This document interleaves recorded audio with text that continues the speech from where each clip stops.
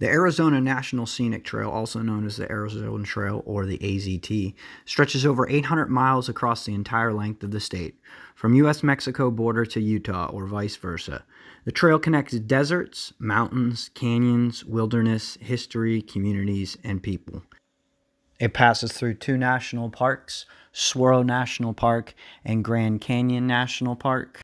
The high point of the trail is 9,148 feet on the Kaibab Plateau near Flagstaff and Humphreys Peak, which is the highest mountain in Arizona, and totally recommend you do that as a side trip.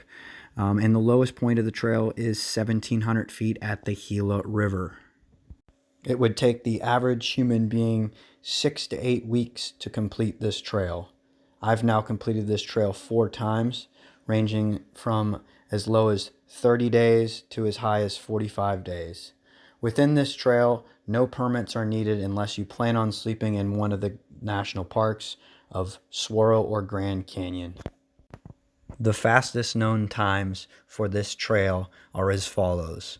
For male, fully supported is String Bean at 13 days, 3 hours, and 21 minutes. At self-supported, Josh Perry, 14 days, 12 hours, and 21 minutes. Unsupported, Art Brody at 28 days, 3 hours, and 11 minutes. For females, the supported FKT is held by Helen Galarakis at 17 days, 11 hours, and 3 minutes. The self-supported female time is held by Katie Brown at 17 days, 19 hours, and 52 minutes. You think you're worthy of an FKT? The distance and elevation gain/loss of this trail is always under debate. And that is mainly because it's a new trail, a new national scenic trail that's still being established, and they're still rerouting the trail. All 4 times that I have hiked the trail, it's been different mileages. There is reroutes made all the time, either avoiding fires or trying to avoid fire service road walks or any road walks in general.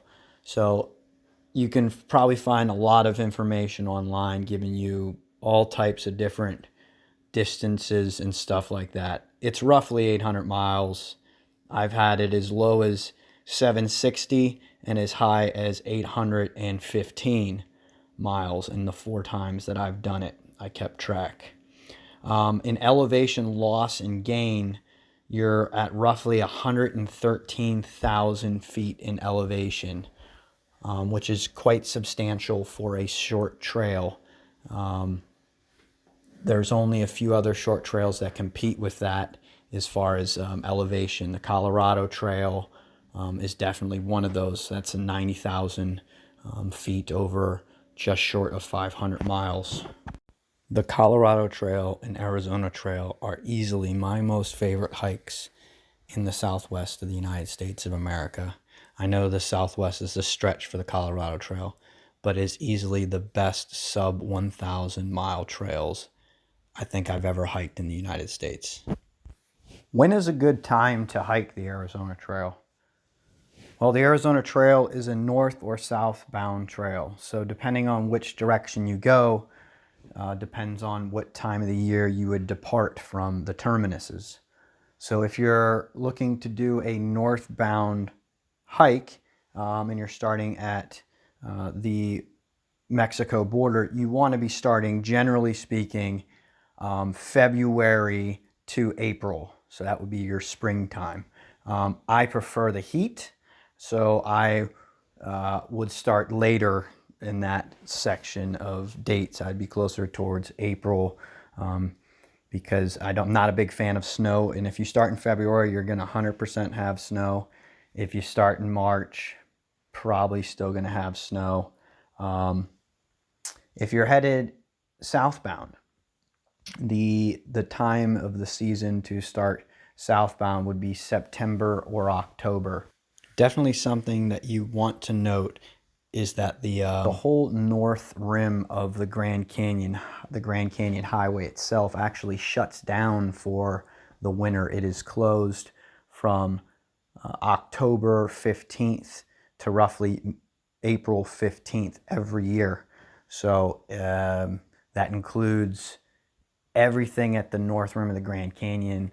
That would be the lodging, campground, general store, all that stuff is closed because there's no access via the highway. All the times that I headed southbound, I had either a very early October start or a very late September start. I believe my start dates were 25th of September, 9th of September, October 3rd. Every single one of those southbound ventures, I encountered snow, either at Mormon Lake or near Flagstaff and Mount Humphreys in the Snow Bowl. Most thru hikers would consider this trail is a short PCT. It's very often compared to the Pacific Crest Trail because of the similarities of temperatures and drastic changes that you're going to have. You're going to walk through the Grand Canyon, which, you know, is hot.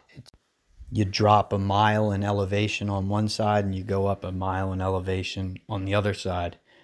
You walk the low deserts near Tucson and you walk the high deserts on the Kaibab Plateau. You will encounter snow. The Arizona in itself in the state is a very weird weather place, drastic conditions all the way across.